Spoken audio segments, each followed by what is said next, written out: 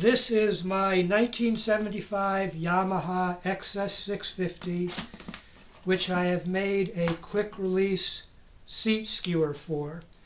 The seat skewer takes the place of the original hinges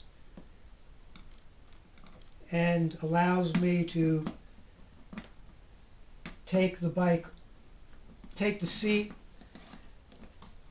off and on and off very easily without any tools and without fumbling around with the little stock hinge pins and the little cotter pins that hold them in.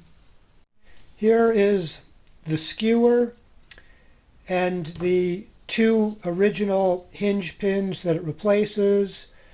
The skewer was made from a piece of 3-foot long, 3/16 inch zinc coated steel from Home Depot, which cost $4, and I've got this great big long piece left over.